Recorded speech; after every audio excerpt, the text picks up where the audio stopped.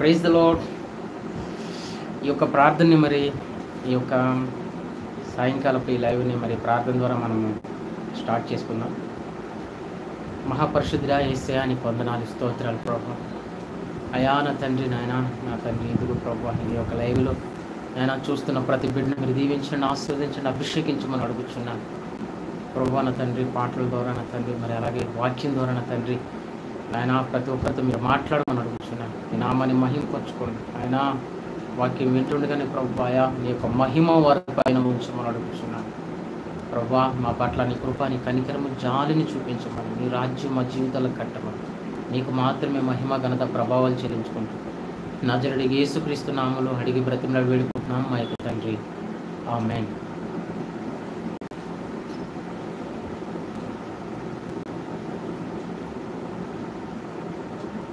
ఒక పాట ద్వారా మరి ఈ యొక్క ఆరాధనని స్టార్ట్ చేసుకుందాం.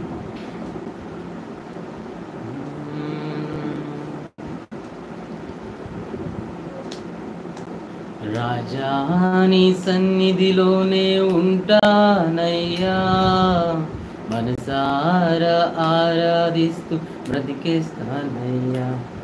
యేసు రాజాని సన్నిధిలోనే ఉంటానయ్యా, బ్రతికేస్తానయ్యా. నేనుండాలేనయ్యా, నీ బ్రతుకాలేనయ్యా, నేనుండాలేనయ్యా, నీ బ్రతుకాలేనయ్యా. నీవే లేకుండా నేనుండాలేనయ్యా, నీ తోడే లేకుండా నేనుండాలేనయ్యా. రాజా నీ సన్నిధిలోనే ఉంటానయ్యా, మనసారా ఆరాధిస్తూ బ్రతికేస్తానయ్యా. నీ సన్నిధానంలో సంపూర్ణ సంతోషం, నిన్నారాధించుకొనే అవకాశం. నీ సన్నిధానం సంపూర్ణ సంతోషం, ఆరాధించుకొనే విలువైన అవకాశం. కోల్పోయినవన్నీ నాకు ఇచ్చుటకును, బాధల నుండి బ్రతికించుటకును. కోల్పోయినవన్నీ నాకు ఇచ్చుటకును, బాధల నుండి బ్రతికించుటకును. నీవే రాకపోతే నేనేమైపోదును, నీవే రాకపోతే నేనేమైపోదును. నేనుండాలేనయ్యా, నే బ్రతుకాలేనయ్యా, నేనుండాలేనయ్యా, నే బ్రతుకాలేనయ్యా. నీవే లేకుండా నేనుండాలేనయ్యా, నీ తోడే లేకుండా నేను ఉండలేనయ్యా. రాజా నీ సన్నిధిలోనే ఉంటానయ్యా, మనసారా ఆరాధిస్తూ బ్రతికేస్తానయ్యా. యేసు రాజా నీ సన్నిధిలోనే ఉంటానయ్యా, మనసారా ఆరాధిస్తూ బ్రతికేస్తానయ్యా. ఒంటరి పోరు నన్ను విసిగించిన, మనుషులెల్లరూ నన్ను తప్పు పట్టిన. ఒంటరి పోరు నన్ను విసిగించిన, మనుషులెల్లరూ నన్ను తప్పు పట్టిన. ఒంటరి వాడే 1000 మంది అన్నావు, నేనున్నానులే భయపడకు అన్నావు. ఒంటరి వాడే 1000 మంది అన్నావు, నేనున్నానులే భయపడకు అన్నావు, నేనంటే యేసయ్యా, నేనంటే నీకు ఇంత ప్రేమ యేసయ్యా, నేనుండాలేనయ్యా, నే బ్రతుకాలేనయ్యా, నేనుండాలేనయ్యా, నే బ్రతుకాలేనయ్యా, నీవే లేకుండా నేనుండాలేనయ్యా, నీ తోడే లేకుండా నే బ్రతుకాలేనయ్యా. రాజా నీ సన్నిధిలోనే ఉంటానయ్యా, మనసారా ఆరాధిస్తూ బ్రతికేస్తానయ్యా. యేసు రాజా నీ సన్నిధిలోనే ఉంటానయ్యా, మనసారా ఆరాధిస్తూ బ్రతికేస్తానయ్యా. ఊపిరియాగే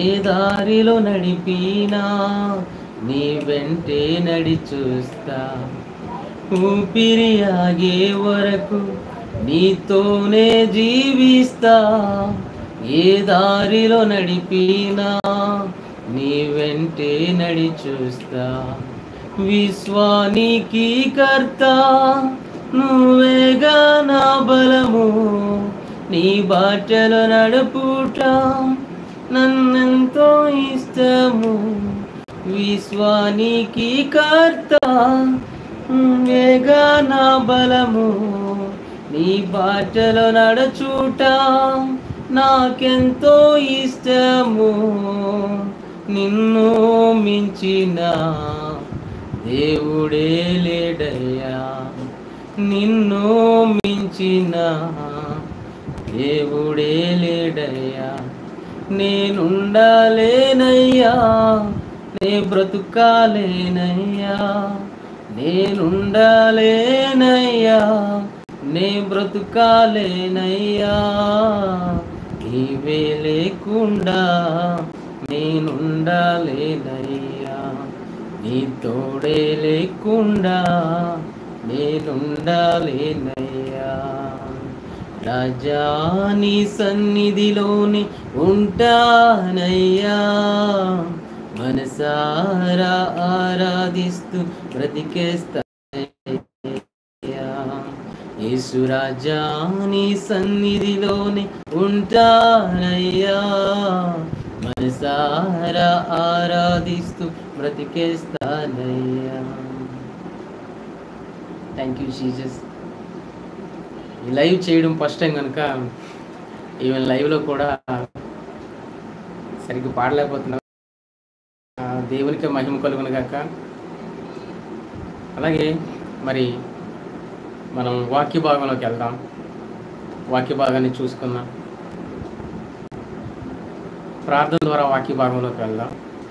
ఈ లైవ్ పెట్టడం ఫస్ట్ టైం అండి, అందుకనేసే కొద్దిగా స్టేజ్ ఫియర్గా ఉంది. ఎనీహావ్ చిన్న ప్రార్థన ద్వారా వాక్యంలోకి వెళ్దాం. మహాపరిశుద్ధుడా నీకు వందనాలు, స్తోత్రాలు ప్రభువా. నాయన ఇదిగో నాయన, అయా నువ్వు గొప్ప దేవుడు నాయన, సర్వశక్తివంతుడివి. ఇదిగో నాయన నీ మాటలు విన్నాను తండ్రి, ప్రతి ఒక్కరి జీవితాల్లో అద్భుతాలు జరిగాయి ప్రభువా. ఇదిగో నా తండ్రి నాయన, ఇదిగో నాయన ఈ వాక్యం ద్వారా కూడా మా జీవితాల్లో నువ్వు అద్భుతాలు చేసినావని మేము నమ్ముచున్నాం ప్రభువా. నీ రాజ్యం కట్టండి మా జీవితాలు, నీ నామానికి మహింకరంగా మమ్మల్ని నాయన మలచండి, మార్చండి ప్రభువా.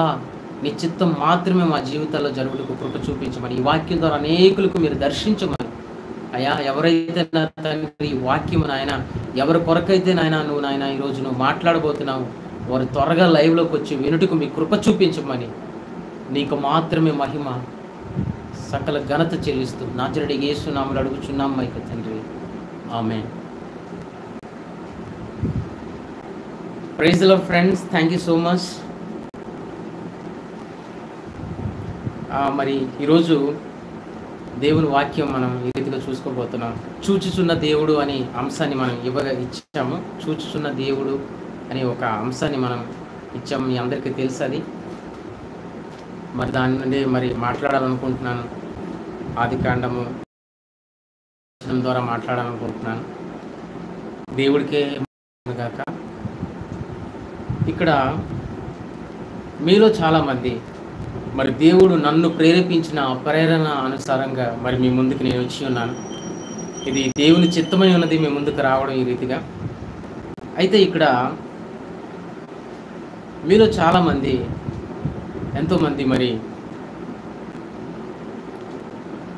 నేను ఒంటరి వాడిని అయిపోయాను, ఒంటరిగా ఉన్నాను, సొంత వారే నన్ను ఇచ్చారు, బంధువులు నన్ను హేళన చేస్తున్నారు, లేకపోతే బెస్ట్ ఫ్రెండ్సే నన్ను విడిచిపోయారు, కట్టుకున్న భర్తే నాకు దూరం అయ్యాడు అని మీరు ఆలోచించుంటే, కన్న పిల్లలే నాకు దూరంగా ఉన్నారు అని మీరు ఆలోచిస్తుంటే ఈ మెసేజ్ మీకోసమే. ఈ ఒంటరితనం మిమ్మల్ని వేధిస్తుందా? ఈ ఒంటరితనం మిమ్మల్ని ఇంకేదైనా చేసుకో అని మిమ్మల్ని ప్రేరేపిస్తుందా? ఇంకా చాలు ఈ లోకంలో బ్రతకడము అని అనిపిస్తుందా? అలా అయితే ఈ మెసేజ్ మీకోసమే. అంతేకాదు, దేవుని వాగ్దానాలు ఎన్నోసార్లు ప్రార్థన చేస్తున్నాం, ఆ ప్రార్థన ఎక్కడికి వెళ్ళిపోతుంది? దేవుని వాగ్దానాలు నా జీవితంలో ఎందుకు జరగట్లేదు అని మీరు ఆలోచిస్తున్నారా? అలాగైతే ఈ మెసేజ్, ఈ గుడ్ న్యూస్ మీకోసమే. ఈ మెసేజ్ తర్వాత మీరు ఒక నిర్ణయం తీసుకోండి. ఆ నిర్ణయాన్ని దేవుడు స్థిరపరిచి మీ జీవితాల్లో ఆగిపోయిన ఆశీర్వాదాలు 7 రెట్లుగా మిమ్మల్ని బలపరుస్తాడు. చూద్దాం. అలాగే ఒక ఆమె హాగర్ అనే ఒక ఆమె ఉంది.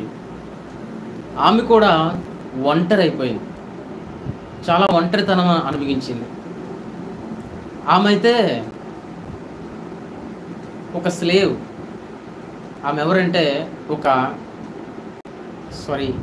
ఎవరంటే దాసి, ఒక దాసి. ఎవరికి దాసి అని అంటే సారా అనే ఆమెకి దాసిగా పనిచేసింది. మరి తన భర్త ఎవరు అని అంటే అబ్రహాం. అబ్రహాముకు 2వ భార్యగా పిలువబడుతున్న వ్యక్తి ఎవరు అంటే హాగర్. ఈ హాగర్ కోసం ఈరోజు కొన్ని మనం నేర్చుకుందాం. ఆమె జీవితం ద్వారా దేవుడు మాట్లాడాలనుకుంటున్నాడు. మనం చూద్దాం. హాగర్ జీవితం నుంచి మనం కొన్ని తెలుసుకుందాం. చూడండి ఒకసారి. మరి ఆదికాండం మన పరిశుద్ధ గ్రంథాల నుంచి మనం చూద్దాము. పరిశుద్ధ గ్రంథంలో మరి ఆదికాండం 16వ అధ్యాయంలో చూద్దాం. తను చాలా వేదనతో, బాధనతో తను ఏం చేస్తుందంటే చాలా దూరంగా పారిపోతుంది. ఒకసారి మనము చూద్దాము. 6వ వచనంలో మనం చూద్దాం. 6వ వచనంలో ఈ రీతిగా ఉంది. అందుకు అబ్రహాము, ఇదిగో నీ దాసి నీ చేతిలోనున్నది, నీ మనస్సు వచ్చినట్లు దాన్ని చేయమని సారాయితో చెప్పాను. సారాయి దాని శ్రమ పెట్టినందున ఆమె యొద్ద నుండి అది పారిపోగా, అంటే పారిపోతుందన్నమాట. ఎవరి దగ్గర నుంచి అని అంటే సారా ఆమె దగ్గర నుంచి పారిపోతూ ఉంది. బాగా మరి విసిగించడం వలన ఆమె పారిపోతూ ఉంది. ఈ మాట కూడా మరి చెప్తుంది ఎవరు అంటే అబ్రహాం. ఇప్పుడు తన పరిస్థితి ఎలా ఉంది అని అంటే తన జీవితంలో ఒకటి మనకు తెలుస్తుంది. ఇక్కడ అబ్రహాం మరి ఈమె ఒంటరిగా అయిపోయింది, ఒంటరి ఆమెగా అయిపోయింది. చూడండి, తను పారిపోతుంది అనమాట. మరి సారా అనే ఆమె దగ్గర, ఆమె యజమానురాల దగ్గర తను ఉండలేక తను పారిపోతూ ఉంది. ఏ రీతిగా పారిపోతుంది అని అంటే మరి కట్టుకున్న భర్త అబ్రహాం తను కూడా ఇప్పుడు లేడు. మరి సారా తన యజమానురాలు వారు కూడా ఇప్పుడు ఆమె దగ్గర లేరు. ఆ రీతిగా తను ఒంటరిగా అయిపోయి వెళ్ళిపోతుంది. వాళ్ళతో ఉన్న అబ్రహాంను చూసుకుంటే అబ్రహాం చాలా ధనవంతుడు, అంతేకాదు ఐశ్వర్యం కలిగిన వ్యక్తి. మంది పనులు ఉన్నారు. మరి వాళ్ళకి ఏది లోటు అంటూ లేదు.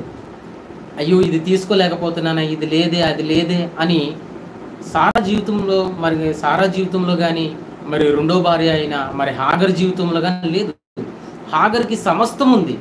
హాగర్కి తినడానికి తిండి, ఉండడానికి ఇల్లు, కట్టుకోవడానికి బట్ట, మరి అన్ని సమస్తము ఆమెకి అంటే అన్ని సమకూర్చబడి ఉన్నాయన్నమాట. ఏది కొదువ అనేది లేదు. అయినప్పటికి కూడా ఒక రోజు వచ్చింది. ఆ రోజు తను ఏం చేయబోతుందని అంటే ఒంటరి ఆమెగా అయిపోయింది. ఒంటరితనాన్ని అనుభవిస్తుంది. తను ఏం చేస్తుందంట, పారిపోతుంది. నార్మల్గా కాదు, మనలో చాలామంది ఒంటరి అయిపోయాము అని అనుకుంటాం, నిజమే. కానీ సారా ఒంటరిగా అయిపోవడమే కాదు, తను ఎలా ఉందంటే ప్రెగ్నెన్సీ, ఎలాగంటే గర్భవతిగా ఉందన్నమాట. గర్భవతిగా ఉంటున్న సమయంలో తను ఒంటరి స్థితిలో ఉంది. తను ఒంటరి స్థితిలో ఉన్న సమయంలో తను వెంటనే ప్యాన్కు తాడేసి ఆ తాడు మెడకేసుకొని రెడీ అయిపోలేదు. అంతేకాదు ఒక మంచి అగాధము కలిగిన ఒక నుయ్యిని చూసుకొని ఆ నుయ్యిలో పడితే మరలా బయటికి రాకన్నా ఇంకా చనిపోయే స్థితి, అలాంటి నుయ్యిని తను వెతుక్కోలే. బాగా లోతుగా ఉన్న చెరువు లేదా ఇంకేదైనా నదులు లేదా డామ్స్ లేక ఇంకేదో తను ఎత్తుక్కోలే. నేను ఇంకా దాంట్లో పడి చనిపోదాము, అది చేద్దాము, ఇది చేద్దాము, ఇంకా అయిపోయింది జీవితం, ఇంక ఈ లోకంలో నాకు ఇంకేం అవసరం లేదు, నేను ఇంక ఇలా ఉంటే చాలు అనుకుని తను నిర్ణయం తీసుకోలే. శక్తుడైన దేవునికి మొరపెట్టి ఆ సర్వ సృష్టికి మొరపెట్టినప్పుడు ఆయన విన్నాడు. ఆమె యొక్క ప్రార్థన విన్నాడు. మరి అంతేకాదు, దేవుడు తనతో పాటు ఉన్నాడని కూడా రుజువుపరుచుకున్నాడు. ఏ రీతిగా అనంటే మరి 7వ వచనంలో చూసుకుంటే మనకు తెలుస్తుంది. యెహోవా దూత అరణ్యములో నీటి బుగ్గ యొద్ద అనగా షూరు మార్గంలో బుగ్గ యొద్ద ఆమెను కనుగొని. చూడండి, దేవుడు మరి సారాని తన దూత ద్వారా ఆయన దర్శించాడనమాట. ఆయన దర్శించడం జరిగింది. దేవుని యొక్క దర్శనం పొందుకుందనమాట. చూడండి, ఒంటరితనంలో మనము ఏ తాడునో ఏ గొయ్యనో లేకపోతే ఈ చెరువునో లేకపోతే ఏదో రకంగా చనిపోవాలి, ఎండ్ చేసుకోవాలి అని అనుకుంటే ఏ ప్రయోజనము లేదు. కానీ లేకపోతే ఇతరులను దూషించి లేకపోతే స్నేహితులను కానీ కుటుంబాన్ని కానీ లేక బంధువులను కానీ నువ్వు ఎవరినైనా దూషించి ఉంటే వ్యర్థము. కానీ నువ్వు చేయవలసిన మొట్టమొదటి పని ఏంటో తెలుసా? మొరపెట్టడం. నీ సృష్టికర్త అనే వాళ్ళు ఒకరు ఉన్నారు అని నువ్వు మొరపెట్టిన ఎడల ఏం జరుగుతుందో తెలుసా? అక్కడ మనం చూడగలము, క్లియర్గా చూడగలము. దేవుడే తనకి దర్శనముగా వచ్చి ఉన్నాడు, తనతో మాట్లాడుతున్నాడు. అంతేకాదు 8వ వచనంలో ఈ రీతిగా ఉంది. సారాయి దాసి అయిన హాగరు, ఎక్కడి నుండి వచ్చితివి, ఎక్కడికి వెళ్ళుచున్నావని అడిగినందుకు అది నా యాజమానురాలైన సారా యొద్ద నుండి పారిపోవచ్చున్నాను అని చెప్తున్నాను. పారిపోతున్నాను, సారా దగ్గర నుంచి పారిపోతున్నాను అని చెప్తుంది. స్నేహితులారా, మనకు కూడా ఇలాంటి సందర్భాలు వస్తాయి. మన జీవితంలో కూడా మనము ఇలాంటి సందర్భాలు ఎదుర్కొన్నప్పుడు ధైర్యంగా ఉండండి. అంతేకాదు, మనల్ని సృష్టించిన సృష్టికర్త వైపు మనం చూడగలిగితే ఇవేమి కూడా మనకి లెక్కకు రావు. దేవుడే మనతో ఉండి మనల్ని ముందుకు నడిపిస్తాడు. మనం ఇలాంటి పారిపోతున్న సమయం, అప్పుల బాధల, కుటుంబ సమస్యల, ఫైనాన్షియల్ ప్రాబ్లమ్సా, లేకపోతే జాబు లేదా చదువులో నిరాశగా ఉన్నావా, లేకపోతే నీ స్థితిగతులు నిన్ను వెంటాడుతున్నాయా, వ్యాధులు నిన్ను భయపెట్టిస్తున్నాయా, దురాత్మలు నిన్ను ఆవరించి ఉండి నీ ప్రాణాన్ని అడుగుతున్నాయా? భయపడే అవసరం లేదు. ఎందుకంటే దేవుడు హాగర్ని దర్శించిన దేవుడు. హాగరు ఒంటరి అయిపోయింది, కట్టుకున్న భర్త. హాగర్కి ఏం జరిగిందంటే కట్టుకున్న భర్త కూడా ఆమెకి దూరం అయ్యాడు. మరి యాజమానురాలు పెంచిన ఆమె కూడా దూరం అయింది. అంతేకాదు, ఇంక ఎవరు లేరు తనకంటూ. అలాంటి స్థితిలో తను ఏం చేసిందంటే మొరపెట్టింది. ఆ రీతిగానే ఈరోజు మనం ఆ రీతిగా చేసినట్లయితే దేవుడు నీ పక్షాన నీతో మాట్లాడడానికి సిద్ధంగా ఉన్నాడు.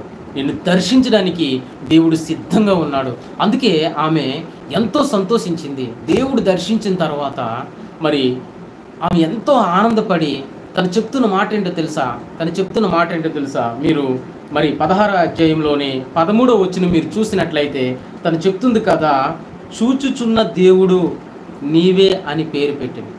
చూడండి, చూచుచున్న దేవుడు అని పేరు పెట్టిన తను చూచుచున్న దేవుడు. ఒంటరితనం అండి, కట్టుకున్న భర్త, పెంచిన సారా యాజమానురాలు, ఇంకా అందరూ తోలివేశారు, దూరపరిచారు. ఒంటరి అయిపోయింది, ఏం చేయాలో తెలియని పరిస్థితి. తనకంటూ ఏటీఎం లేదండి, ఏటీఎంలో కొంత ఆస్తి దాచుకుందని చెప్పుకోవడానికి, లేదా తనకంటూ ఆస్తి లేదు, తనకంటూ అంతస్తులు లేవు, తన వేరే వ్యక్తులు లేరు, ఇంకా ఎవరు లేరు. కానీ అయితే తనైతే మాత్రం మొరపెట్టింది. మరి మొరను దేవుడు విన్నాడు. మనం 11 వచనంలో చూస్తే యెహోవా నీ మొర వినును అనే మాట ఉంది. ఆమె మొర విన్నాడండి దేవుడు. ఆమె మొర విన్నాక ఆయనకి దర్శించాడు దేవుడు. దర్శించగానే ఏం జరిగిందో తెలుసా? ఆ ఒంటరితనం పారిపోయింది ఆమె జీవితంలో. ఆ ఒంటరితనం మరి కనిపించలేదు ఆమె జీవితంలో. ఆమె ఏమి నొయ్యో, ఏ గొయ్యో, లేకపోతే ఏ చెరువో, ఏ తాడో ప్యాన్కేసుకుని ఊరేసుకొని చస్తాను అని తను ఎటువంటి నిర్ణయాలకు పోలేదు. తను అలాంటి ఆలోచన నీకు వచ్చినదా? ఇలా చనిపోవాలి, అలా చనిపోవాలి నువ్వు అనుకుంటున్నావా? ఏదో ఒక ఫైనాన్షియల్ ప్రాబ్లం వల్ల, లేకపోతే ఏదో మ్యారేజ్ లేట్ అవ్వడమో, లేకపోతే జాబ్ లేట్ అవ్వడమో, లేకపోతే వ్యాధుల వల్ల, ఇంకా దేని వల్ల నేను చనిపోతానేమో అని నువ్వు అనుకుంటున్నావా? నువ్వు ఒంటరివి కావు, నువ్వు ఎన్నడూ ఒంటరివి కావు. నీతో పాటు ఉన్నది ఎవరో తెలుసా? నజరేయుడగు యేసుక్రీస్తు. ఆయన కళ్ళు నిన్ను చూస్తూ ఉన్నాయి. నువ్వు ఒంటరి ఆమెవి కాదు, ఒంటరి వ్యక్తివి కాదు నువ్వు. నీతో పాటు ఉన్నది ఎవరో తెలుసా? సర్వ సృష్టిని శాసించిన సార్వభౌముడైన నజరేయుడగు యేసుక్రీస్తు నీతో పాటు ఉన్నాడు. హాగర్తో మాట్లాడిన తర్వాత హాగర్ చెప్తుంది కదా, చూచుచున్న దేవుడు, చూచుచున్న దేవుడు అని పేరిచ్చింది ఆవిడ. తను చేసింది ఒకటి ఏంటో తెలుసా? మొరపెట్టుకుంది. మనం కూడా ఆ రీతిగా మొరపెట్టుకున్నప్పుడు దేవుడు అద్భుతాలు చేయడానికి, మనల్ని దర్శించడానికి, మనతో మాట్లాడడానికి దేవుడు ఇష్టపడుతున్నాడు. అంతేకాదు మరి హాగరు కొన్ని విషయాల్లో ఓర్చుకుందండి. దేవుడు దర్శించిన తర్వాత ఒక మాట చెప్పాడు. ఏంటో తెలుసా? రెండవదిగా ఫస్ట్ది మనం చూసాము, మరి హాగరు ఒంటరితనం గురించి మనం మాట్లాడాము. రెండవదిగా మనం చూడబోతున్నాం ఏంటంటే హాగరు ఓర్పు కోసం మనం నేర్చుకుందాము. చూడండి, మరి దేవుడు ఏ రీతిగా చేశాడంటే, దేవుడు మరి ఆమెతో మాట్లాడాడు. ఏ రీతిగా మాట్లాడాడు? 9-10 వచనాల ద్వారా చూద్దాం. 16వ అధ్యాయంలో 9-10 వచనాల ద్వారా. అప్పుడు యెహోవా దూత నీ యాజమానురాలి యొద్దకు తిరిగి వెళ్ళి ఆమె చేతి క్రింద అణిగి ఉండమని దానితో చెప్పెను. ఏం చెప్తున్నారండి? అణిగి మణిగి ఉండు, మరలా నువ్వు వెళ్ళిపో, నీ యొక్క యాజమానురాలైన మరి సారా యొద్దకు నువ్వు మరలా వెళ్ళిపో అని దేవుడు చెప్తున్నాడు. అంతేకాదు, నువ్వు అక్కడికి వెళ్ళడమే కాదు, నువ్వు అక్కడ ఎలా ఉండాలి అని అంటే అణిగి మణిగి ఉండాలి అంట. అణిగి ఉండమని చెప్పాను అంటే ఆమె చెప్పుతున్నట్లు వినాలా. అది శ్రమ, కష్టమా, అది దుఃఖమా అయినప్పుడు కూడా దాన్ని ఓర్చుకొని ఉండాలా. చాలాసార్లు దేవుడు మనల్ని కలెక్ట్ చేస్తున్నాం, మనకి ఒక్కొక్క పాపాన్ని మనకి తెలియజేస్తున్నప్పుడు ఇది తప్పు, నువ్వు ఇది చేసుకోవాలని సరిచేసుకోవడమండి. ఇది మనలో ఉన్న పెద్ద పాపం. భార్యని పోషించుకోలేని వ్యక్తి, భార్య భారమైందని తలసే వ్యక్తి భార్యని చేసుకోవడం ఎందుకు? పిల్లలు పోషించుకోలేకపోతున్నా అది ఇదని చేసే వ్యక్తులు మరి పిల్లల్ని కనడెందుకు? అంతేకాదు, జాబ్ మీద ఇసికిపోయి మరి జాబ్లో జాయిన్ అవ్వడం ఎందుకు? ఇలాంటివి చూసుకుంటే చాలా విషయాలు ఉన్నాయండి. ఏ శ్రమ లేకన్నా, ఏ కష్టములు లేకన్నా, ఏ శోధనలు లేకన్నా ఏది కూడా మన జీవితంలో అద్భుతం జరగదు. యేసుక్రీస్తు అయినప్పుడు కూడా ఈ లోకంలో వచ్చినప్పుడు, ఆ పరలోకం నుండి ఈ లోకంలోకి వచ్చినప్పుడు ఆయన శోధింపబడ్డాడు. మరి మత్తయి 4వ అధ్యాయంలో మనం చూడగలం, మత్తయి, మార్కు, లూకా, యోహానులో మనం చూడగలం. ఆయన శోధింపబడ్డాడండి. శోధింపబడిన తర్వాత గొప్ప విజయం. ఎలాగంటే ఆయన మినిస్ట్రీ అంచులంచులుగా విస్తరింపబడ్డది. యేసయ్య రాజ్యం బహుగా కట్టబడ్డది. శోధనలు వస్తాయి, బాధలు వస్తాయి, కష్టాలు వస్తాయి, శ్రమలు ఉన్నాయి మనకి. కానీ విజయం మాత్రం యేసుక్రీస్తుదే. ఆయన చెప్తున్నారు కదా, అణిగియుండు, ఆమె దగ్గర ఓర్చుకొనుండు. ఆ ఓర్పు ఎంతకాలం, ఎంతమందిలో మనలో ఉంది? విసిగిపోతున్నావు కదా, ఏ ఒంటరి అయిపోయిన అది ఇది అనేసి. నువ్వు ఎంతమంది దగ్గర మరి నీ ఓర్పు నువ్వు ఓర్చుకోలేకపోయావు? ఏ విషయంలో నువ్వు ఓర్చుకోలేకపోతున్నావు? ఏ విషయం బట్టి నువ్వు అంత హర్ట్ అవుతున్నావు? ఏ విషయం బట్టి నువ్వు ఆ రీతిగా మార్చగలిగావు? నువ్వు చనిపోవాలనుకుంటున్నావు? దాంట్లో కొద్ది రోజులు ఓర్చుకో, కొంతవరకు ఓర్చుకో, సరిచేసుకో. నీలో ఏదైనా తప్పుందా సరిచేసుకో. మరణం ఒక్కటే మార్గము కాదు సమస్యకి ఈ ఎండింగ్.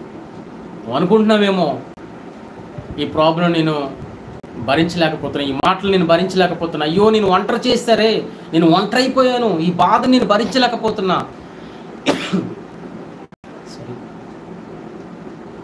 ఈ యొక్క సమస్య నేను భరించలేకపోతున్నా, ఈ వ్యాధిని నేను భరించలేకపోతున్నా, ఈ దురాత్మల్ని నేను భరించలేకపోతున్నా, ఈ శాతబడి శక్తులు నా మీద చేశారు నేను భరించలేకపోతున్నా, ఈ ఆర్థిక స్థితులు నేను భరించలేకపోతున్నా, ఈ జాబు లేనితనం నేను భరించలేకపోతున్నా, ఈ అజ్ఞానం నేను భరించలేకపోతున్నాను అని నువ్వు అనుకుంటున్నావేమో.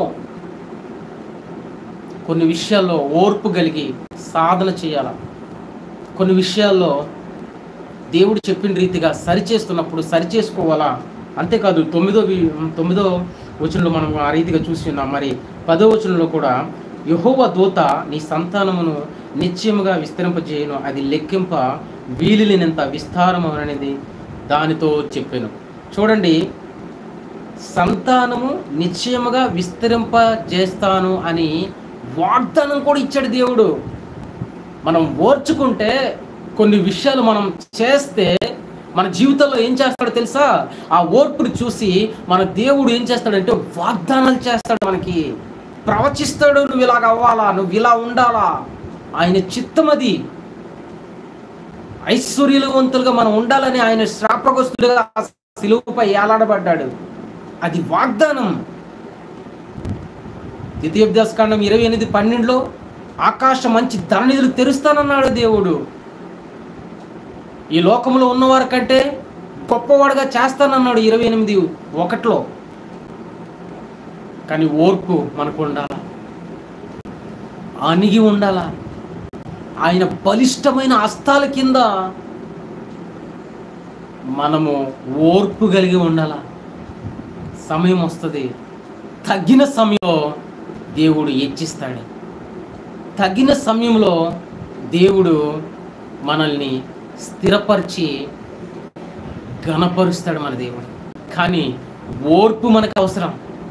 అంతేకాదు, మనం ఏదైతే మార్చుకోవాలో అది మార్చుకోవాలా, ఏదైతే నేర్చుకోవాలో అది నేర్చుకోవాలా, ఏదైతే విడిచిపెట్టాలో వాటిని విడిచిపెట్టాలా. అది పాపపు జీవితమా, విడిచిపెట్టాలా. మన నోటితో మనం ఏదైనా శాపాలు పలుకుతున్నామా, దేవునికి ఇష్టం కాదు, వాటిని విడిచిపెట్టాలా. వీలైతే ఆశీర్వదించండి, ప్రతి ఒక్కరిని ఆశీర్వదించండి, శ్రపించడం కాదు. బుద్ధిహీనంగా ఉన్నామా, జ్ఞానం నేర్చుకోవాలా. బైబిల్లో ఉందండి జ్ఞానం. తక్కువైన నాకు అడగని నేను ఇస్తానంటున్నాడు దేవుడు. జ్ఞానం అడిగితే ఇస్తాడు యేసయ్య. మనం అలాంటి పనులు చేయకపోతే ఆశీర్వాదం రాదు. ఎప్పుడైతే జ్ఞానం లేనప్పుడు జ్ఞానాన్ని వెతకాల, దేవునికి అడగాల. పాపపు జీవితాన్ని ప్రభువా క్షమించండి, ఈ బలహీనత నుంచి బయటికి రాలేకపోతే నాకు సహకరించండి అన్నప్పుడు దేవుడు బలపరుస్తాడు. ఆ బలహీనత నుంచి బయటకు వస్తే తీసుకుతాడు. ఆ రోగము నిన్ను వెళ్ళిపోతుంది. ఎందుకంటే ఆయన పొందిన దెబ్బల ద్వారా స్వస్థత ఉంది. ఆ వాగ్దానం మన కొరకే. ఎన్నో వాగ్దానాలు దేవుడు ఇక్కడ మరి హాగరు జీవితంలో ఏం చేస్తున్నాడంటే, ఏమంటున్నాడంటే నీ సంతానం ఏం చేస్తాడంట, స్థిరపరుస్తాడంట. ఆ యొక్క సంతానాన్ని అభివృద్ధి విస్తరింపజేస్తాడని మరి వాగ్దానం ఇస్తున్నాడు ఇక్కడ దేవుడు. ఆమెకు ఒక వాగ్దానాన్ని ఇవ్వగలుగుతున్నాడు, వాగ్దానాన్ని ఇస్తున్నాడు దేవుడు. మన జీవితాల్లో కూడా ఎన్నో వాగ్దానాలు ఇచ్చి ఉన్నాడు. అంతవరకు ఇప్పటి వరకు ఎన్నో వాగ్దానాలు మనం తీస్తున్నాము, ఎన్నో వాగ్దానాలు మనం పొందుకుంటున్నాము. ఎంతోమంది సేవకులు వచ్చి నువ్వు ఇలా ఉంటావు, ఇగో ఇది నీ పొజిషన్, దేవుడిని నీ రీతిగా ఆశీర్వదింపబోతున్నాడని గొప్పగా మమ్మల్ని ప్రవచించున్నారు, ఆశీర్వదించున్నారు, వాగ్దానాలు ఇచ్చి ఉన్నారు. ఎప్పుడైతే మన ఓర్పుతో హాగరు వలె దేవుడు చెప్తున్నాడు కదా, మరలా నువ్వు సారా దగ్గరికి వెళ్ళి ఏ రీతిగా ఉండమంటున్నాడంటే, అణిగి ఉన్న ఎట్లా ఏమవుతుందంట, నీ సంతానం నిశ్చయముగా విస్తరింపజేసేదను, అది లెక్కకు వీలు లేనంతగా విస్తారంగా దేవుడు చేస్తాను అని హాగర్తో మాట్లాడుతున్నాడు. హాగర్తో ఒక్కరే కాదండి, హాగర్తో ఒక్కరితోనే కాదు, మనతో కూడా మనం మార్చుకోవాల్సిన కొన్ని మార్చుకొని దేవుని ముందు మనం నిలబడితే ఓర్పుతో సహనముతో దేవుని మాటను మనం వినగలిగితే హాగర్లాగా దేవుడు మనల్ని కూడా విస్తరింపజేస్తాడు, తగిన సమయంలో స్థిరపరుస్తాడు. అంతేకాదు ఆ సమయం వస్తుంది ఘనపరుస్తాడు. హాగరు యొక్క ఓర్పును మనం చూసాం, ఆమె వాగ్దానాన్ని మనం చూసాము. మూడవదిగా మనము ఆమెలో వాగ్దాన నెరవేర్పును కూడా మనం చూద్దాం. వాగ్దానము నెరవేర్చబడ్డది ఎవరి జీవితంలో తెలుసా? హాగరు జీవితంలో. హాగరు జీవితంలో వాగ్దానం నెరవేర్పు మనం చూడగలం. ఇక్కడ మరి 16వ అధ్యాయము, మరి అదే 16వ అధ్యాయంలో ఒకసారి మనం 15వ వచనం చూద్దాం. 15వ వచనంలో ఈ రీతిగా రాయబడి ఉంది, తరువాత హాగరు అబ్రహామునకు కుమారుని కనెను. అబ్రహాము హాగరు కనిన తన కుమారునికి ఇస్మాయిలను పేరు పెట్టెను. చూడండి, అబ్రహాము హాగరు కనిన తన కుమారునికి ఇస్మాయిలను పేరు పెట్టారు. ఎవరు పెట్టారు? అబ్రహాము పెట్టాడు. అబ్రహాము హాగరు కనిన తన కుమారునికి ఇస్మాయిల్ అని పేరు పెట్టాడు. ఎవరు పెట్టారు? అబ్రహామే పెట్టాడు. ఆమె పెట్టారు. మొదట్లో ఏం జరిగింది? కట్టుకున్న భర్త అబ్రహాం గారు, మరి సారా నీ ఇష్టమైనట్లు నువ్వు చేయి, నీ కిందే ఉంది తను నీ దాసిగా అని అన్నప్పుడు, మరి సారా విస్తారమైన ఒత్తిడి ఆమె మీద తీసుకొచ్చి ఏం చేసిందంటే అక్కడి నుంచి పారిపోయేటట్లు చేసింది. మరి మనం చూసాం కదా, ఇక్కడ 6, 7, 8 వచనాలు, 7, 8 వచనాలు మనం చూసాము. 8వ వచనంలో చూస్తే తను ఏం చేస్తుంది? పారిపోతుంది. సారా దగ్గర నుంచి పారిపోతుంది. ఒంటరి స్థితి,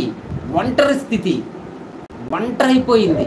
గర్భిణిగా ఉంటూ, నార్మల్గా కాదండి, గర్భిణీ స్థితిలో ఒక స్త్రీ, బలహీనరాలు, స్త్రీ అనే ఆమె బలహీనరాలు, బలహీనరాలు ఘటము ఆమె, బలహీనరాలు తను.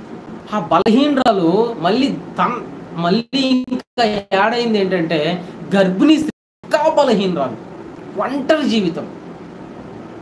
అలాంటి స్త్రీ తనకి దేవుడు దర్శించి తన ఒంటరితనంలో నేనున్నాను అని చెప్తూ, అంతేకాదు మరి తనకి వాగ్దానం ఇచ్చాడండి దేవుడు. తన ఓర్చుకో అని చెప్తా తనకు వాగ్దానం ఇచ్చాడు. ఆమె ఓర్చుకుంది. అప్పుడు దేవుడు ఏం చేశాడో తెలుసా? ఒక సమయం వచ్చింది.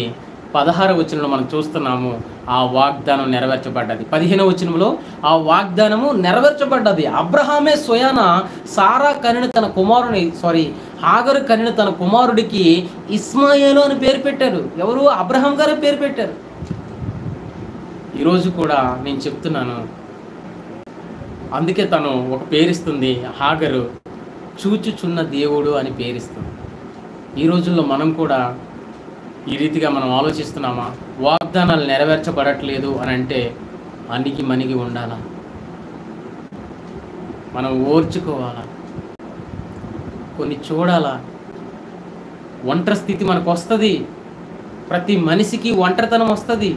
మన చుట్టూ ప్రజలు ఉంటారు, స్నేహితులు ఉంటారు, బంధువులు ఉంటారు, కుటుంబం ఉంటుంది, అన్నదమ్ములు, అక్కలు, అమ్మ, నాన్న అందరూ ఉంటారు మనకి.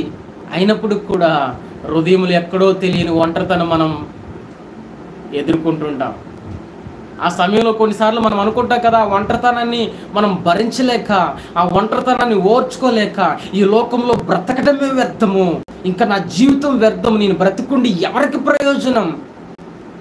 కట్టుకున్న భర్త, తల్లిదండ్రులు, అన్నదమ్ములు, సొంత స్నేహితులు, బంధువులు నన్ను దూరపరిచాక ఇంకా బ్రతకడం ఎందుకు అని అనుకుంటున్న సమయంలో హాగరు మొరపెట్టుకున్నట్లు మనం మొరపెట్టుకుంటే, హాగరు ఏ గొయ్యో, ఏ నుయ్యో, ఏ తాడో ఫ్యాన్కి వేసి ఉరేసుకుంటానని ఆలోచించలేదండి. అలాంటి మూర్ఖ పనులు మనం చేయకూడదు.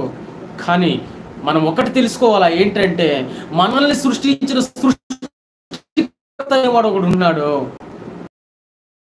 సార్వభౌముడు, సర్వ అధికారం ఆయనకుంది.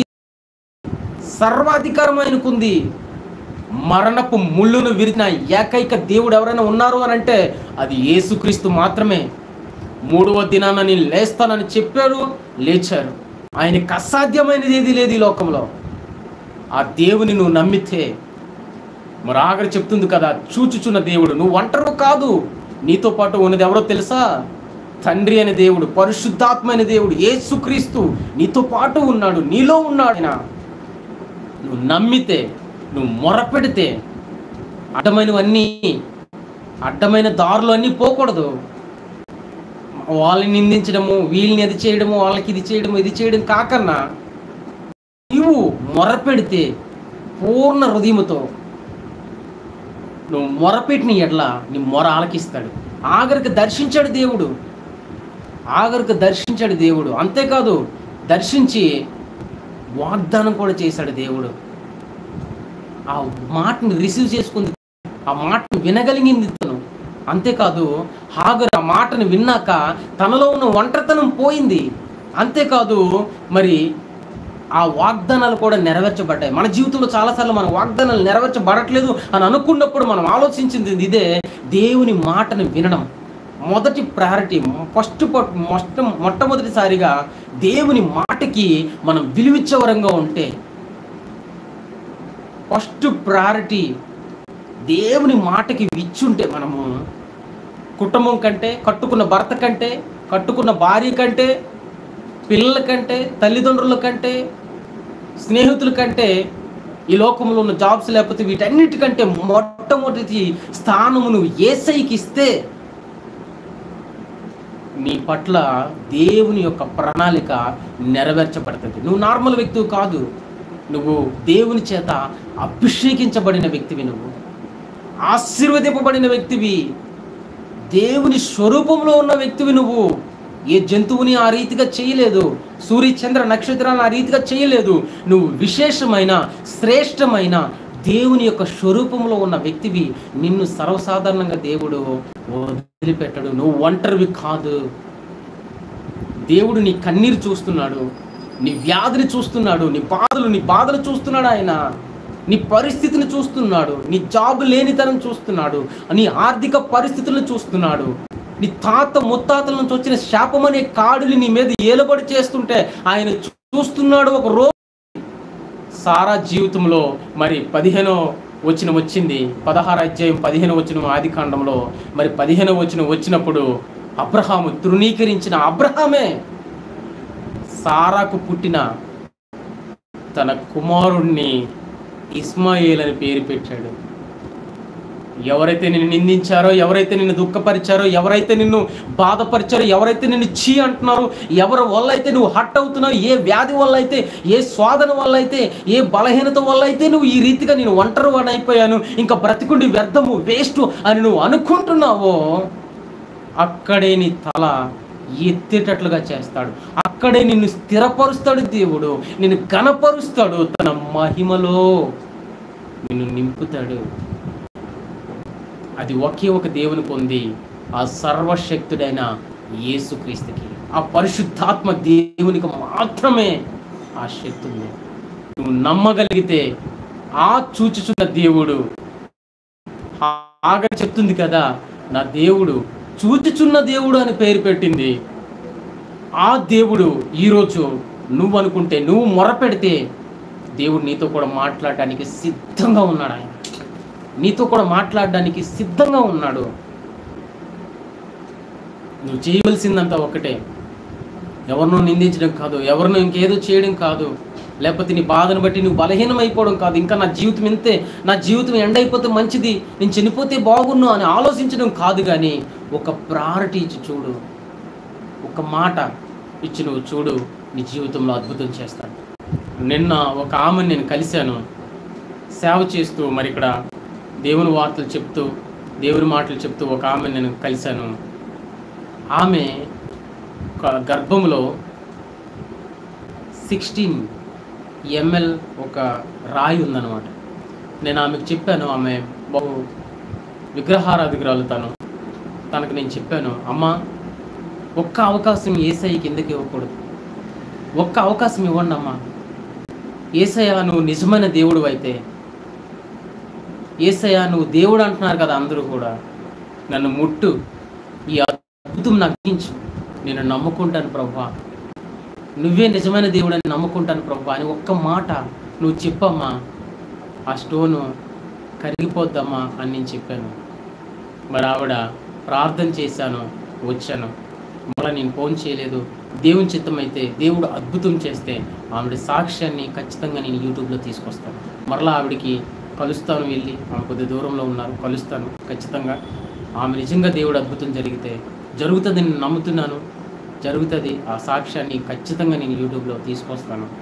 Thank you. మీరు కూడా నమ్మండి, దేవుడు మీ జీవితాల్లో అద్భుతాలు చేస్తాను. ఇప్పుడే మరి కళ్ళు మూసుకొని నేను ప్రార్థన చేస్తాను.